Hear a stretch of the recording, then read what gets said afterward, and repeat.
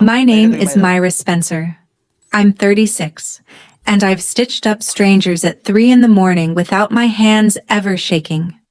A year after my divorce, I was finishing a shift near the maternity ward when my ex-mother-in-law spotted me by the elevators. Carol Bishop had a way of smiling that looked like a door closing. She walked right up, smug as Sunday, and said it loud enough for the nurses to hear. "Leaving you was the best decision my son ever made. Now he has a baby boy, with your best friend." 6 years of being called the broken one, packed into a single breath. I didn't flinch. I just looked at her, calm as a flat line, and said, "Is that what you believe?" 5 minutes later, a man neither she nor my best friend expected walked through that door. And the one name nobody wanted written down was about to be read out loud in a courtroom. Welcome back to Calm Drama Stories, where calm women face loud cruelty, and the truth takes its time, but never misses. If a quiet kind of justice is your thing, settle in. Drop a comment telling me where you're listening from, and be sure to subscribe. Let me back up 5 minutes, because the smile came before the man did. It was a Thursday, near the end of a 12-hour shift, and I was handing off a chart to a night nurse named Theo. The maternity wing sat one hallway over from the emergency department where I worked, and I'd cut through it 100 times without thinking. Carol was there visiting. Of course she was. Paige had delivered 3 weeks earlier, and the whole Bishop side of town had been parading through with balloons and casseroles. I knew that. I'd braced for it. What I hadn't braced for was Carol planting herself in my path like she'd been waiting all afternoon. She looked me up and down, taking in my scrubs and my tired eyes, and her chin lifted. That was when she said her piece about her son and his baby boy and my best friend. Theo went still beside me.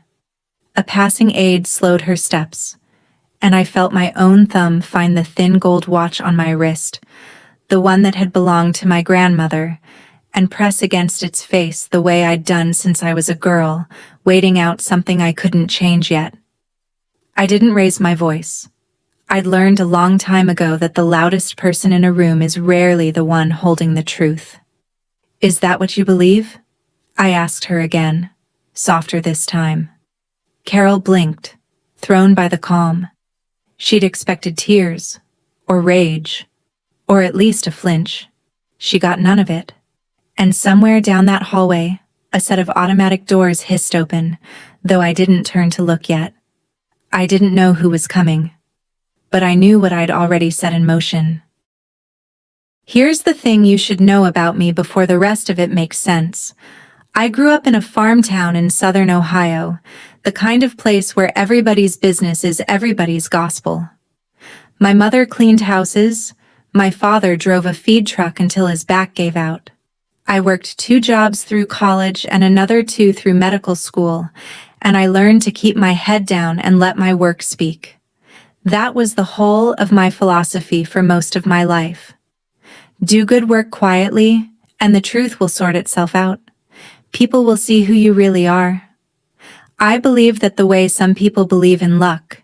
It made me good in a trauma bay, where you don't get to panic and you don't get to explain yourself. You just fix what's in front of you and move to the next. The smell of the place, that clean cotton and antiseptic smell that clings to everything in a hospital, used to settle me the second I walked in. It meant I was somewhere I was good. Somewhere nobody had ever once called me broken. I could run a code, set a shoulder, talk a frightened kid through stitches, all without my pulse climbing. But that same instinct, the one that made me steady under pressure, had a shadow side. I carried things alone. I didn't ask for help. And when people started telling a story about me that wasn't true, I did the worst possible thing a quiet woman can do. I trusted that staying quiet would be enough. The hospital was the one place left where nobody dared call me hollow. The rest of my life by then was a different story. I married Mark Bishop when I was 28. He was charming in a way that made strangers feel chosen. He remembered names. He shook hands like he meant it. Half the county would have vouched for him, and for the first few years, so would I. We wanted children. We tried for a long time, and nothing happened. And the not happening sat in our house like a third person at the table. After about 2 years, I did what any doctor would do. I suggested we both get tested. Simple blood work, a basic workup, the kind of thing I ordered for patients all the time. Mark refused. He laughed it off at first, then got sharp about it. He said bishop men didn't have those problems. He wrapped it in a little speech about faith, about how we should leave it in God's hands. I pushed once. I pushed twice. And then I let it go. Because you cannot drag a grown man into a clinic, and because I still believed silence was a kind of patience. I went and got tested by myself. My results came back completely normal. I remember sitting in my car in the clinic lot, reading the paper, relieved and confused at the same time. If it wasn't me, then what was it? I didn't have an answer. I couldn't force one, and the longer I went without one, the easier it became for the people around me to write their own. By then, Mark had already started saying things, quiet things, to his mother first. That maybe the problem was me, that maybe I just couldn't. I didn't know yet how far a quiet lie can travel when the right person decides to carry it. Carol Bishop ran the women's circle at her church the way a general runs a campaign. She'd buried her husband young and raised Mark alone, and somewhere in those hard years she'd decided her son was proof she hadn't failed. He was perfect, because he had to be. If he wasn't, then what had all that sacrifice bought her? So when Mark whispered that the trouble was probably me, Carol didn't question it for a second. She picked it up, and she ran. It started small.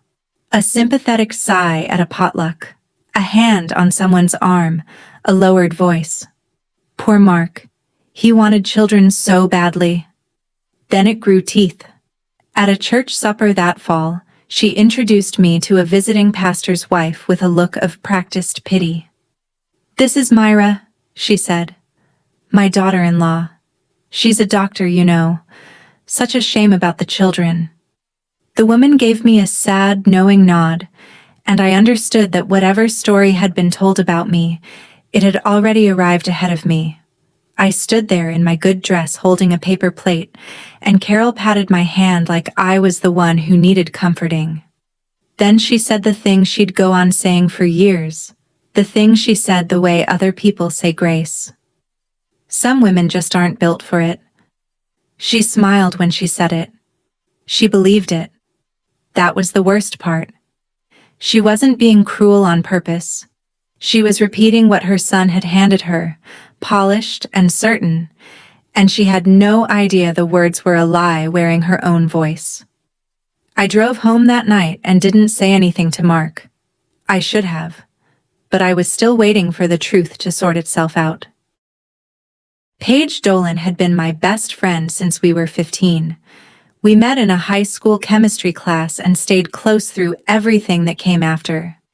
My move away for school, her string of jobs that never quite stuck, 2 states and a dozen years.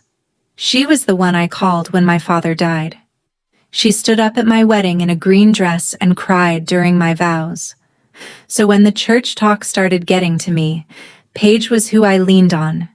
She'd come over with wine and let me vent, and she always knew the right thing to say.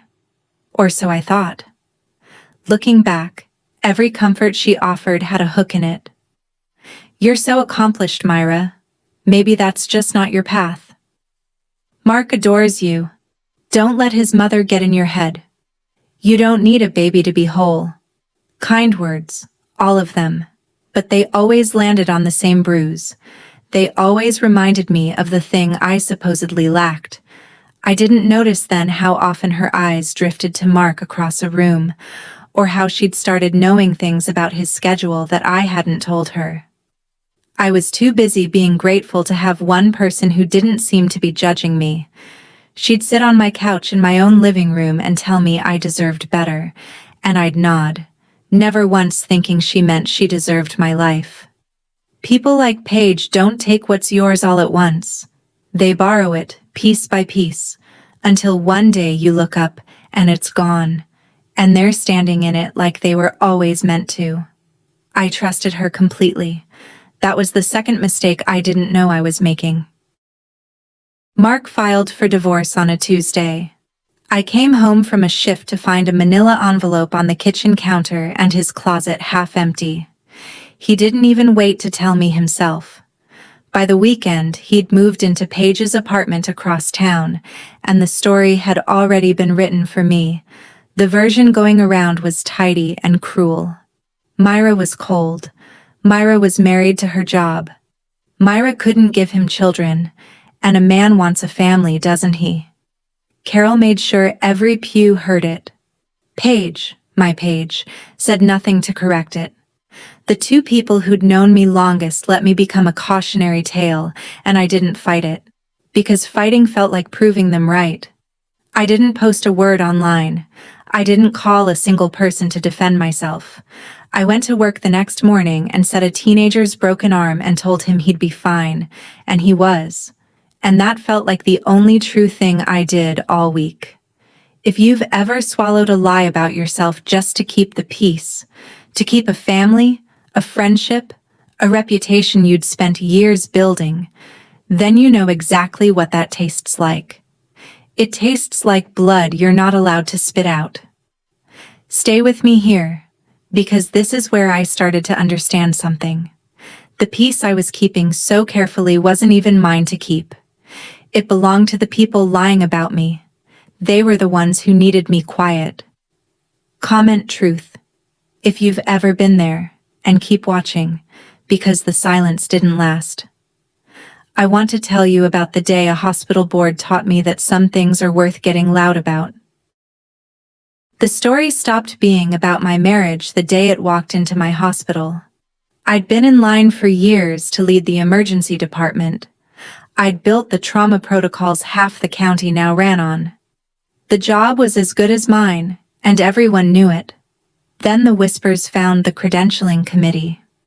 Not the truth. There was no truth to find, just the shape of it. Dr. Spencer's personal life is unstable. There are questions about her judgment. Did you hear about the divorce? About what her husband's family says? One board member, a man who golfed with Mark's uncle, started asking pointed questions about my fitness to lead under stress, as if I hadn't spent a decade staying calm while people bled out on my table. When the position was announced, it went to someone with half my hours and none of my protocols. They told me I was a strong candidate. They told me it was a difficult decision. They did not tell me the real reason, but I'd grown up in a small town. I knew the sound of a verdict dressed up as a compliment. That was the night something shifted in me. A lie about my body had cost me my marriage, and I'd let it, because I thought enduring it was the decent thing to do.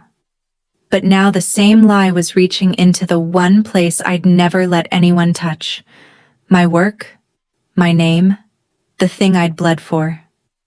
I sat in my car in the hospital lot, the same way I'd sat years before reading my normal test results, and I realized the silence I'd been so proud of had a price tag, and someone else had been quietly running up the bill. A nurse I trusted gave me the name of a lawyer named Ruth Calloway. Ruth's office was above a hardware store, and she had reading glasses pushed up into gray hair and a way of looking at you like she was already 3 moves ahead. I told her everything. The marriage, the church talk, the board, the job I'd lost. She listened without interrupting, which lawyers rarely do, and when I finished, she set down her pen. "What you're describing might be defamation," she said. "Maybe false light. But I won't lie to you. It's hard." She laid it out plainly. To win, we'd have to prove 3 things: that a specific false statement had been made, that it had been spread to other people, and that it had caused me real, measurable harm. "The harm part you've got," she said. "A lost promotion is a number. A salary is a number. That's the easy part." I sat there turning my grandmother's watch around my wrist. "And the false part?" Ruth looked at me over her glasses. "That's the part you have to be willing to fight about in public. They'll say the statement is true. They'll say you really couldn't have children. To win, you'd have to be ready to prove it wasn't you." I felt my stomach drop, because of course I couldn't prove that. My results were normal, but a normal result doesn't say whose fault the silence was. It only says it wasn't mine. I almost stood up and left. The whole thing felt like inviting the town to dissect me. Then Ruth said the thing I needed to hear. "Silence isn't a virtue, Myra, when it's costing you your career. Sometimes the kindest thing you can do for yourself is make them prove what they're saying." I didn't answer right away, but I didn't leave either. I spent 2 weeks weighing it. I'm not impulsive. I make decisions the way I read a chart. Slowly, then all at once. I wrote down everything I stood to lose. The church community that had watched me grow up. My standing in a town that already half believed the worst. The way people would talk, calling me bitter, calling me cold, saying I was the kind of woman who sues her ex-husband's family out of spite. I knew exactly how that story would go, because they'd already written most of it. But then I wrote down the other column. My name, my work, the truth, and the simple fact that I had done nothing wrong and was being punished for it anyway. I kept coming back to one thing. I wasn't doing this to hurt Mark. If I'd wanted to hurt him, I'd had a year of chances. I was doing this so that a hospital board would stop believing a story that wasn't true, so that the next time my name came up in a room I wasn't in, it came up clean. That was the line I drew, and I drew it on purpose. This wouldn't be revenge. Revenge is loud and hungry and never satisfied. This would be the truth, said once, in a place where it counted, by someone who'd finally decided she was done carrying a lie that belonged to other people. I called Ruth on a Monday morning before my shift. I told her I was in. "Good," she said. "Then let's make them say it under oath." I hung up and walked into the trauma bay and had the steadiest day I'd had in a year. Turns out a made-up mind is its own kind of calm. Ruth drafted the complaint over the next few weeks. It named the specific statements, the dates, the witnesses who'd heard them. It laid out the lost promotion, the salary difference, the documented harm to my professional reputation. Reading it was strange. My whole quiet humiliation, organized and numbered and turned into something with weight. When it was filed, the news moved through town faster than any ambulance I'd ever ridden. Myra Spencer is suing the bishops. Carol was incandescent. She told the women's circle I'd become vengeful and godless, that grief over my empty house had turned me cruel. She doubled down on every word she'd ever said, which, though she didn't know it, was exactly what Ruth had hoped she'd do. Mark stayed quiet at first. Paige did too. But I started getting messages. Some cruel, some curious, a few quietly supportive from women who'd had their own reputations rewritten by people who claimed to love them. One read, "Good for you." They did the same to my sister. I didn't respond to any of them. I just kept showing up to work and let the case move at the speed of the law, which is to say, slowly. Ruth told me the next step was the other side's response. How Mark's lawyer chose to defend the statements would shape everything. "They've got two roads," she said. "They can say the comments were just opinion, hurt feelings, nothing actionable. That road's annoying but survivable for them." She tapped her pen on the desk. "Or they can plant their flag and say the statements were true, that you really were the reason. That road is the one I'm praying they take." I asked her why. She smiled like a woman who already knew the answer. because then they have to prove it, and to prove it, they have to open a door. They took the second road. Of course they did. Mark's lawyer filed a response that planted the flag exactly where Ruth had hoped. Their defense, in plain English, was that the statements about me weren't defamation at all, because they were true. I really had been the reason the marriage produced no children. The fault, they argued on paper, was medical, and it was mine. When Ruth called to tell me, I could hear something close to delight under her steady voice. They just said the magic words, she told me. Truth is a defense. But here's what they didn't think through. She let it sit a beat. To prove the statement is true, to prove you were the infertile one, they'd have to put both of your medical pictures in front of a court. Now, I won't oversell it.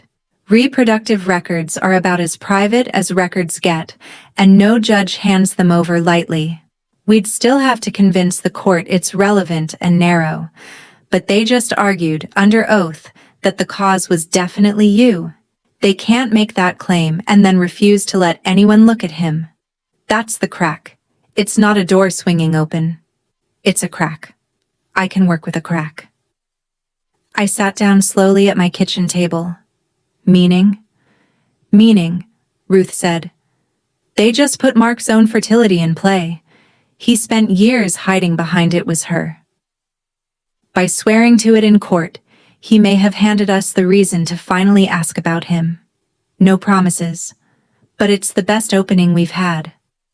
For 6 years I'd been the one whose body was up for discussion at potlucks and prayer circles, and in trying to make that official, in trying to win by saying it loud in court, the bishops had done the one thing none of them had ever been willing to do.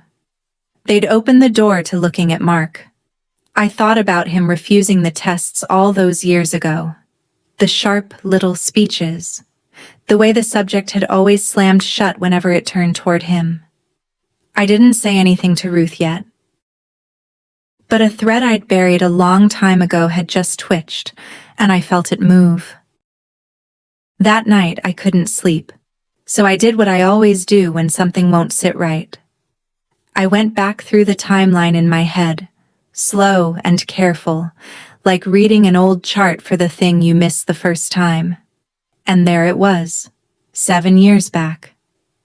A morning early in the marriage when Mark had driven up to the city alone for what he called a routine physical. He'd been gone all day.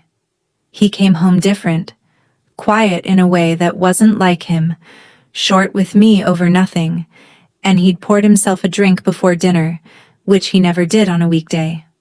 I'd asked if everything was okay. He'd said the doctor was a quack, and the whole trip was a waste, and he changed the subject so hard it left a mark. And here was the part that kept me staring at the ceiling. After that day, he never mentioned getting tested again. Not once. Before the city, he'd at least pretended to take the question seriously. After it, the subject was simply closed, and somewhere in that same stretch of weeks, the first whispers about me began. I'd filed it away at the time as a man being moody about a wasted afternoon.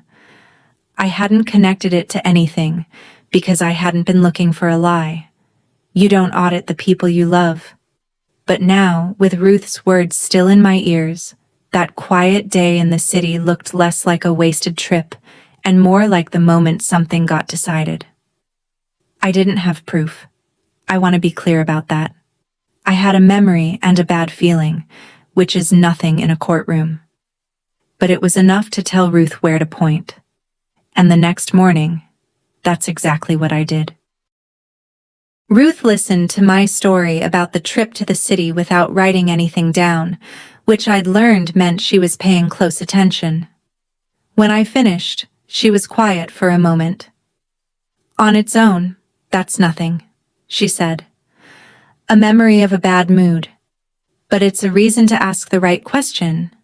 She explained what came next. Because the other side had put my fertility at issue, and because they'd argued the cause was definitely me and not him, Ruth could ask the court to compel the production of Mark's own relevant medical records. "If he wants to claim it was you," she said, "the law lets me ask to see whether it was him. That's how this works. You can't open a door halfway." She filed the motion the following week. Mark's lawyer fought it hard, and I understood then that I'd touched something real, because nobody fights that hard over nothing. They argued privacy. They argued relevance. They argued anything that might keep that one folder closed. The hearing got scheduled, and I had to sit with the not knowing, which for a person like me is its own special torture. I'm used to ordering a test and getting an answer. This was different. This was asking a judge for permission to even look. I went back to my shifts and set bones and read scans and tried not to think about a folder I'd never seen, sitting in some city clinic's archive that might say everything or might say nothing. Ruth told me to be patient. "Courts move slow on purpose," she said. "It gives the truth time to stop being scary." I wasn't scared of the truth. I'd never been scared of the truth. I was scared they'd find a way to keep me from it. Before the judge would rule on the motion, Ruth needed me to sign a verified complaint, a sworn version of everything, each statement, each date, each witness, attested to under penalty of perjury. She set it on the desk between us, a thick stack with little colored tabs marking every place my name went. "Read all of it," she said. "Then sign only what you know is true." So I read it. Every line. The potluck. The pastor's wife. The exact words Carol said at the church supper. The ones about how some women just aren't built for it. The board meeting. The salary I lost. Reading my own quiet years laid out in numbered paragraphs did something to me. It made the lie look as flimsy as it actually was. I picked up the pen Ruth handed me, and I noticed the smell of the room. Not the clean antiseptic of my hospital, my old hiding place, but paper and ink, and dust from the hardware store below. For years, that hospital smell had meant safety, the one place no one called me hollow. Now here I was, somewhere else entirely, somewhere I'd had to walk out into the open to reach, and I wasn't hiding anymore. I pressed the pen to the line. The thin gold watch slid cool against my wrist as I wrote, and I thought of my grandmother, who used to say that patience isn't waiting, it's knowing the right moment when it comes. This was the moment. My signature went down clean and certain, the steadiest thing I'd signed in a year. When I lifted the pen, it was done. The complaint was verified. The motion was live. Whatever was in that folder in the city, the machine to find it was now running, and I was the one who'd started it. Ruth gathered the pages and squared them on the desk. "Now we wait for a judge," she said. I nodded. For the first time, the waiting didn't feel like helplessness. It felt like a fuse. The ruling came on a gray afternoon in the middle of a slow shift. Ruth called and I stepped into the supply closet to take it, surrounded by gauze and saline, my heart doing the thing it never did at work. "The judge granted it," she said, "with limits, but she granted it." She walked me through it carefully, the way she walked me through everything.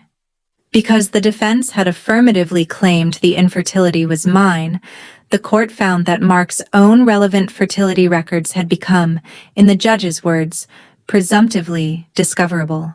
Not automatically public, not a free-for-all. The records would be produced under a protective order, reviewed first by the lawyers and the court, used only as the case required.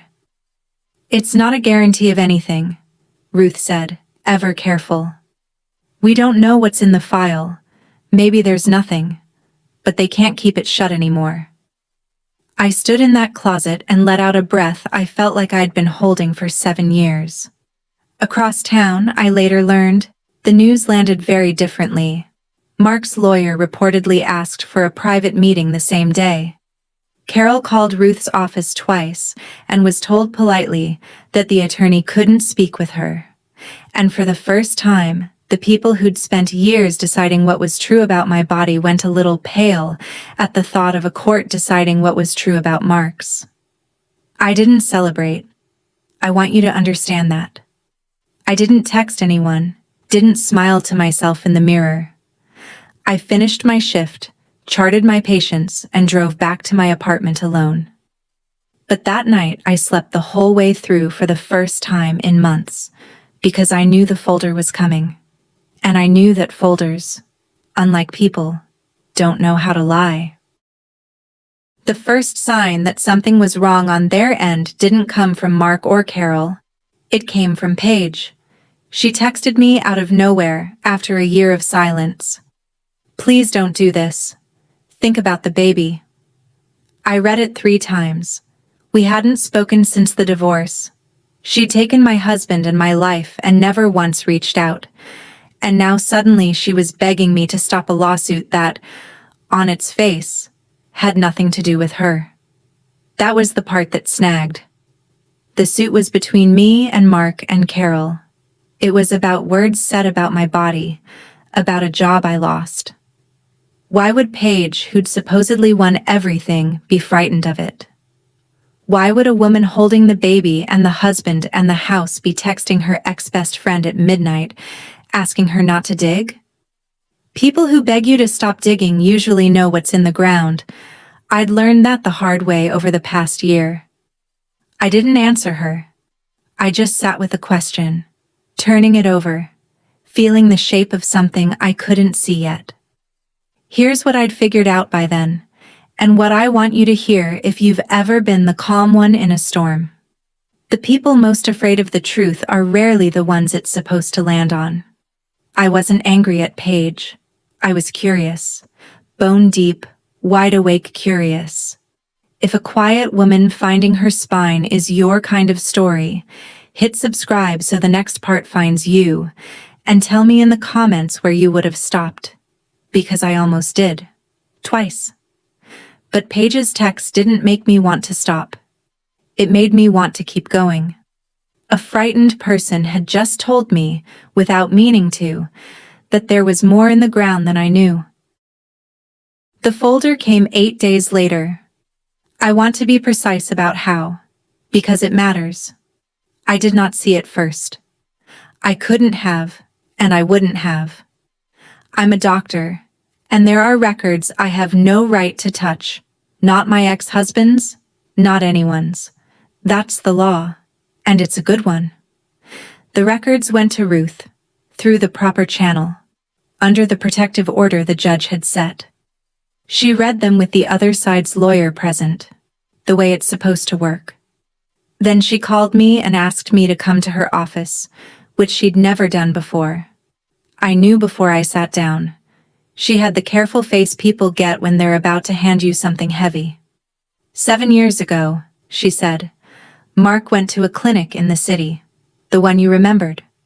She slid a single sheet toward me, just the line that mattered, the rest blacked out under the court's seal.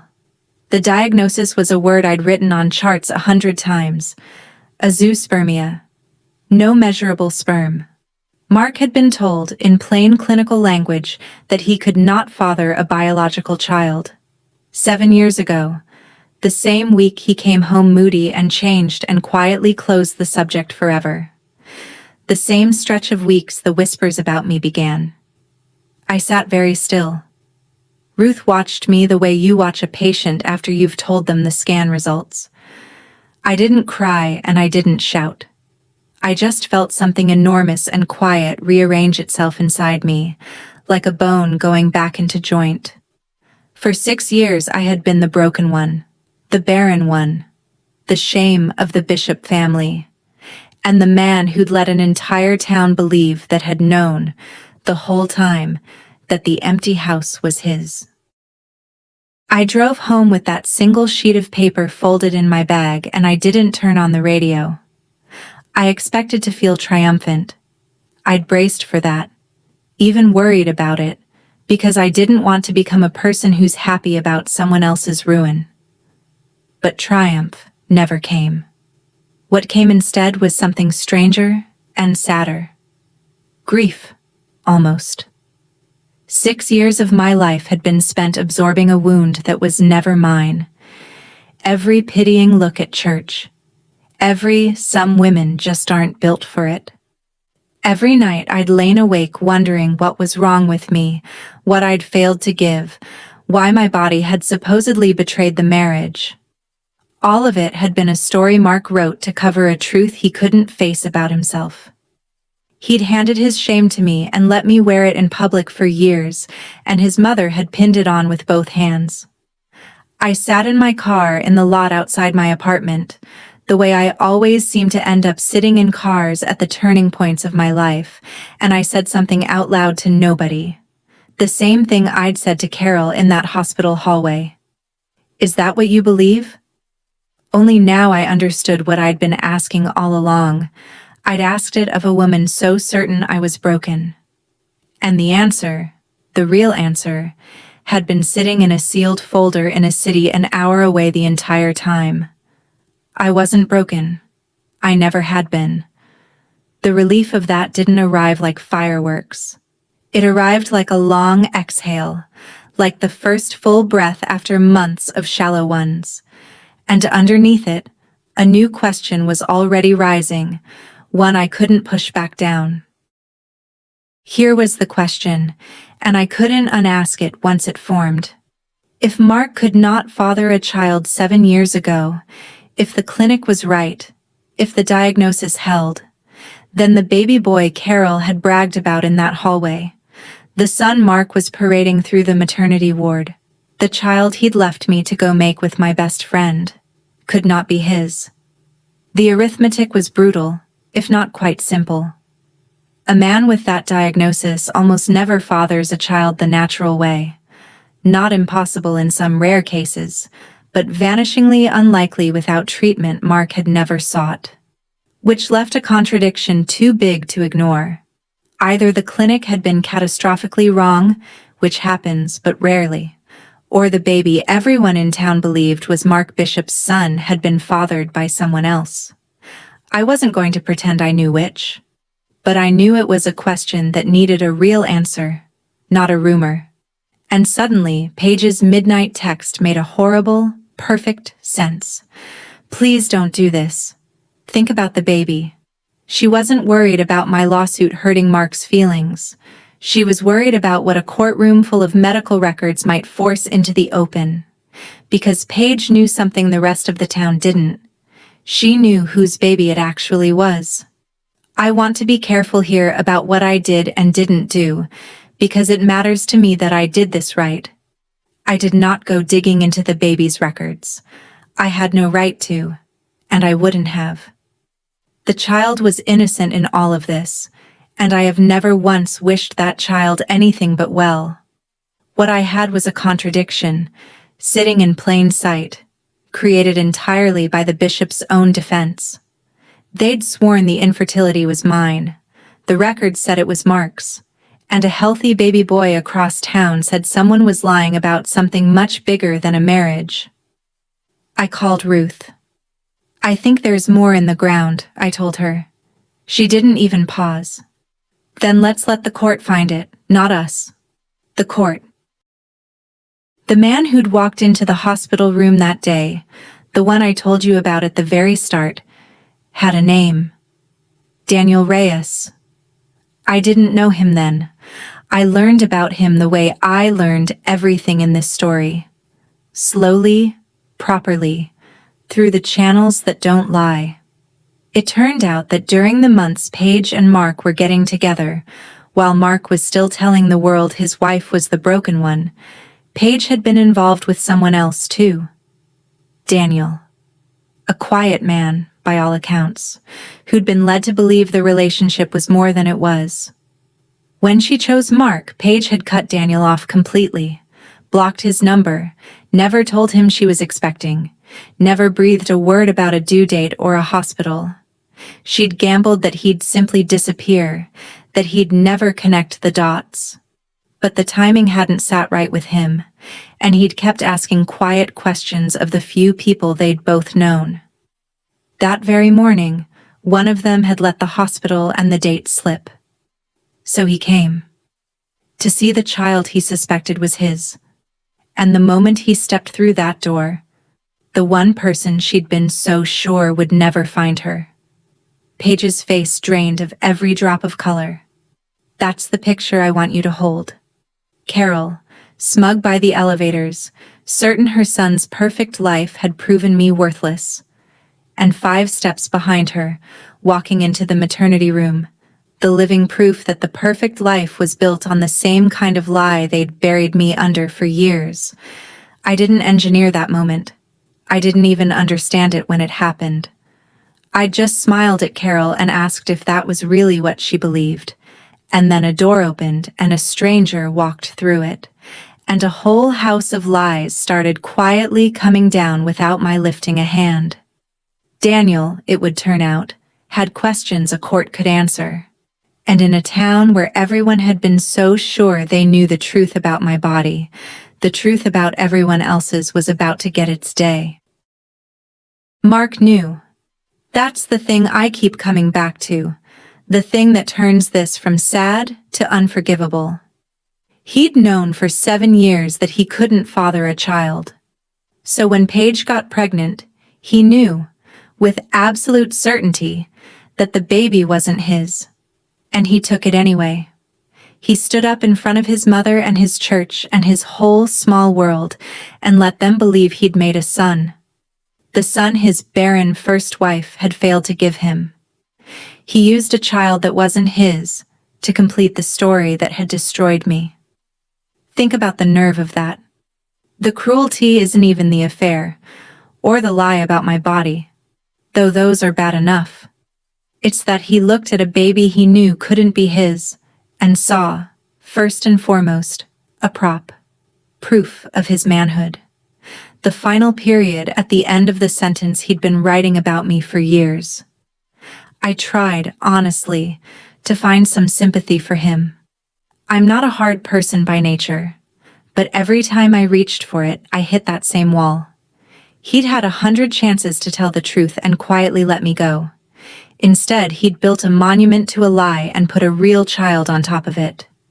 When Ruth told me Mark's lawyer had gone quiet, no more motions, no more fight, just a request to discuss resolving the matter.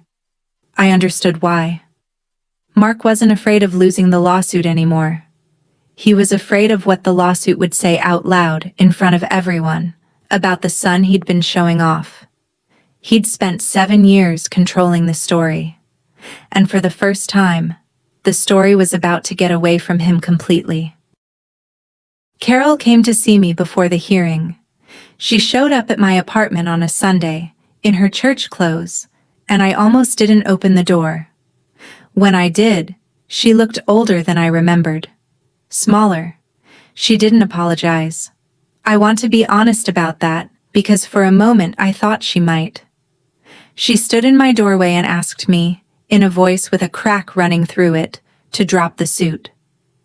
Not for Mark, she said. For the family. For the baby. For the name. And as she spoke, I saw something I hadn't expected to see. I saw a woman who'd been lied to by her own son for 7 years. A widow who'd poured everything she had into one boy and built her whole self around the certainty that he was good. She hadn't spread those cruel words because she was evil. She'd spread them because Mark had handed them to her, polished and certain, and she had loved him too much to ever doubt him. For one breath, standing in my own doorway, I felt for her. She was human. She'd been used too. But then she said it again, the line she'd carried for years, except this time it came out as a plea instead of a pronouncement. Some women just aren't built for it, Myra. Why drag everyone through the mud over it? And I understood that even now, even standing on the edge of the truth, she'd rather protect the lie than let go of it. Sympathy is not the same as surrender. I could see her pain and still refuse to carry her son's shame one more day. Carol, I said quietly, go home. The mud was never mine. She left without another word, and I closed the door, and I didn't feel cruel.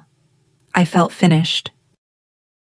Mark's lawyer offered a settlement, a quiet one.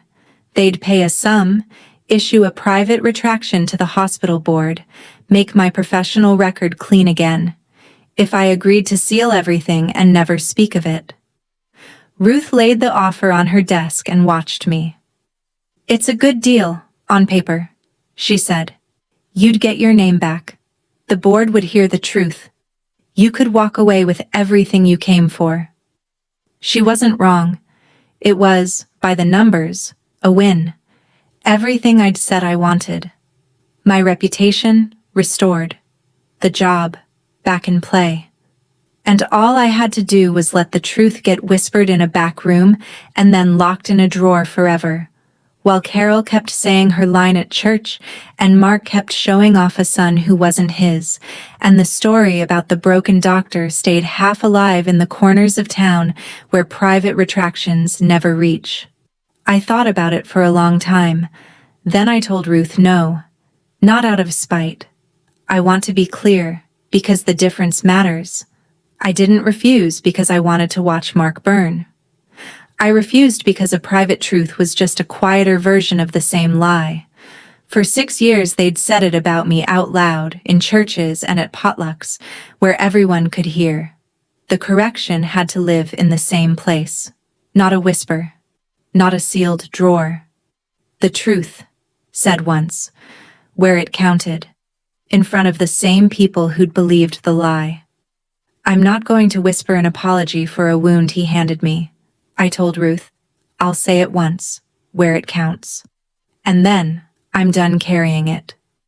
Ruth capped her pen and smiled. "Then we go to court," she said. "Wear something you can breathe in." The hearing was held in the county courthouse on a bright, cold morning. I'd expected to be nervous. I'd run 1,000 codes without my hands shaking, but this felt different, because this time the thing on the table was me. The room filled in a way that told you everything about how small towns work. 2 members of the hospital board, there to see what they'd been wrong about. Several women from Carol's church circle, the same ones who'd nodded along to her pity for years. Carol herself, rigid in the second row. Mark beside his lawyer, pale and sweating in a suit that no longer fit him right. And Paige, near the back, holding herself very still, with a quiet man named Daniel sitting 2 rows behind her whose presence she could feel without turning around. I sat at Ruth's table and felt the whole architecture of the past 7 years gathered in one room. For 6 years these people had been the audience to my humiliation. They'd watched a woman get quietly branded and said nothing, or worse, repeated it. Now they were the audience to something else. That's the part I'd insisted on, the part Ruth understood. The lie had been public. The truth had to be public too, in front of the same eyes, or it would never really undo what had been done. I wasn't there to scream. I'd decided that weeks ago. I was there to let the truth stand up in the light and be counted, with witnesses, on the record, in the one kind of room where saying something false under oath has a cost. The judge took her seat. The room went quiet. And I felt my grandmother's watch, cool and certain against my wrist, ticking out the moment I'd waited 7 years for. Ruth didn't raise her voice once. That's what I remember most. She built it the way you build a diagnosis, one finding at a time, calm and unhurried, until the conclusion was the only one left standing. She established the statements, the dates, the witnesses. Carol's own words repeated at potlucks and prayer circles, that some women just aren't built for it. She established the harm, the lost promotion, the salary, the documented damage to my name. Then she addressed the defense's own claim, that the statements were true, that the infertility was mine. And she asked the court to consider the records the defense had forced into the case by making that very argument. Under the protective order, only the necessary line was read. 7 years ago, Mark Bishop had been diagnosed at a city clinic with a condition that made fathering a biological child medically impossible. The room changed temperature. I watched the church women turn to look at Carol, who had gone the color of paper. Then Ruth, gentle as anything, laid the contradiction on the table, the one the bishops had built with their own hands. The defense had sworn the empty marriage was my fault. The record said it was Mark's. And there was, by the family's own loud account, a baby boy. She noted that the question of that child's paternity had become relevant to the support and custody matters now before a related court, and that genetic testing in that proceeding had not supported Mark's biological paternity. She said it plainly, without drama, the way you'd read a lab value. And that was when Mark stood up. "That's not... You can't..." His voice cracked across the courtroom. The judge told him to sit. Carol was on her feet too now, saying my name like an accusation, saying it couldn't be true, saying I'd twisted everything. The two of them, loud and unraveling, while I sat perfectly still at the table and said nothing at all. Carol turned on me then, the way drowning people grab at whatever's nearest. Her composure was gone, her church supper certainty cracked wide open, and out of the wreckage came the only words she had left. "Some women just aren't built for it," she cried, pointing a shaking finger across the room. "Some women just aren't..."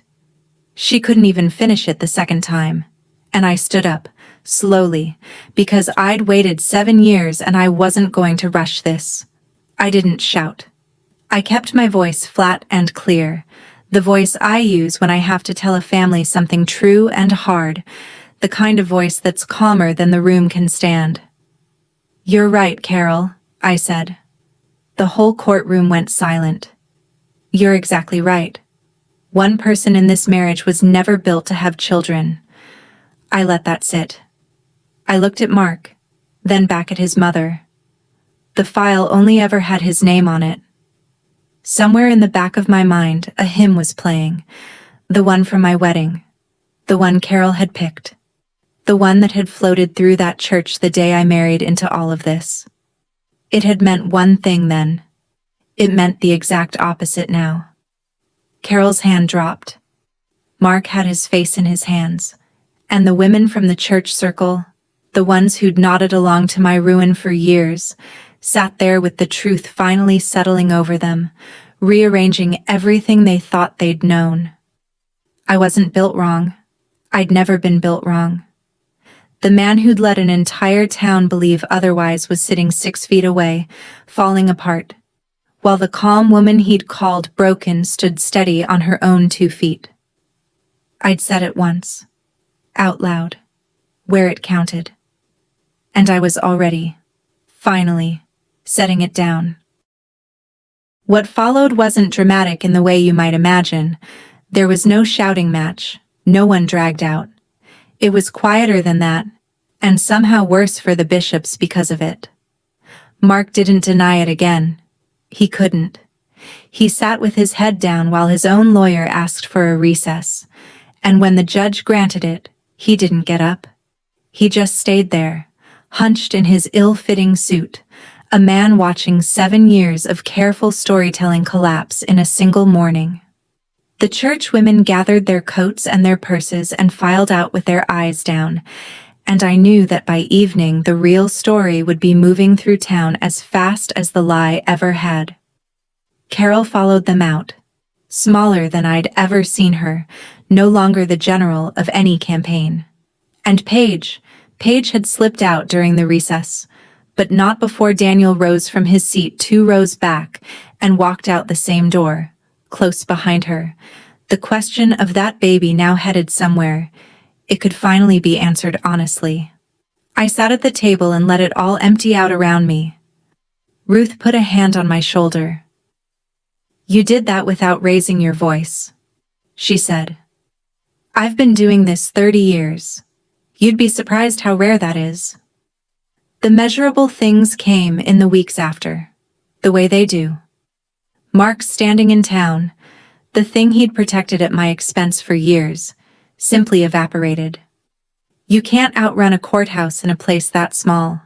He left within a few months, moved 2 states over, somewhere nobody knew the story yet. He'd spent 7 years making sure everyone believed a lie about me.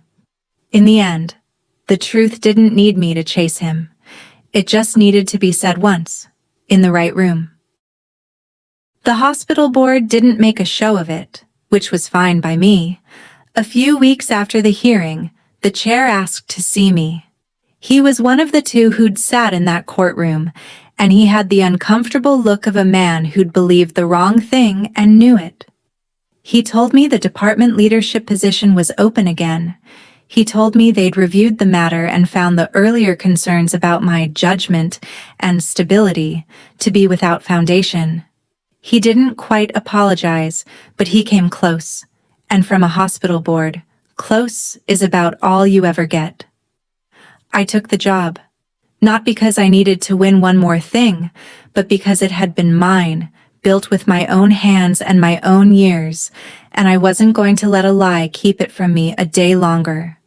My first week running the department, I walked into the trauma bay and breathed in that clean cotton and antiseptic smell, the one that used to mean safety because it was the only place no one called me hollow.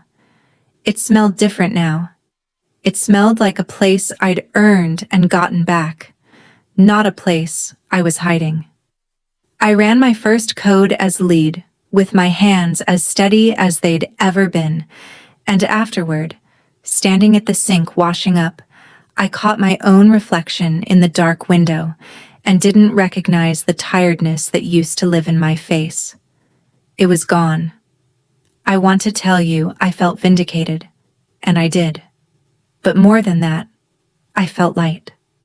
Like I'd been carrying a bag of stones for 7 years without knowing the handle was right there, and someone had finally shown me I was allowed to put it down. People always want to know what happened to everyone after, so let me tell you, and then I'll let you go. Mark left, like I said. Last I heard, he was somewhere out west, starting over in a place that hadn't heard the story yet. I don't wish him harm. I don't wish him much of anything anymore, which is its own kind of freedom. Carol lost the thing she'd built her whole self around, not because I took it from her. I never said a word against her at that church, but because the truth about her son was simply too big to keep out of a town that size. The women's circle she'd ruled for 30 years quietly moved on without her. I heard she stopped going. I felt a small, real sadness about that. The sadness you feel for someone who chose the lie right up until it took everything. Paige and Daniel worked out the matter of the baby through the courts, the proper way, and I hope, for that child's sake, they found something steady on the other side of it. That little boy didn't ask for any of this. Paige and I never spoke again. Some friendships don't break. They just turn out never to have been what you thought, and you set them down with the rest. As for me, I kept the job, kept the apartment, kept the watch on my wrist. I didn't file anything more. I'd gotten what I came for. My name was clean, and the truth was standing up on its own, and that was enough. There was one more thing I did, and then I was done. I wrote Carol a short note, not a long one, not an angry one. I'd thought about her standing in my doorway in her church clothes, a woman who'd been lied to by her own son and chose the lie anyway. And I found I didn't want to carry any anger toward her into the rest of my life. Anger is just one more bag of stones, so I kept it simple. I won't carry your son's lie anymore, I wrote. You shouldn't either. That was all. I didn't expect a reply, and I didn't get one. But writing it closed something. I slid my grandmother's watch off my wrist that night and held it for a minute, thinking about what she used to say, that patience isn't waiting, it's knowing the right moment when it comes. I'd waited 7 years for the right moment. It had come, and I'd met it. And now the time that Watch had been counting wasn't borrowed against some future reckoning anymore. It was just mine, the whole quiet rest of my life. Finally, entirely mine. If you take one thing from my story, let it be this. The truth doesn't shout, and it doesn't chase. It just waits, patient as a watch, for the day someone finally stops being afraid and asks the right question out loud. That's my story. 6 years of a name that was never mine, and one quiet question that brought the whole thing down. If you've ever been told you were the broken one, let this be your sign to stop carrying it. Tell your truth where it counts, and then set it down. If this reached you, share it with someone who needs to hear it tonight. Drop a comment, hit subscribe, and I'll see you in the next one.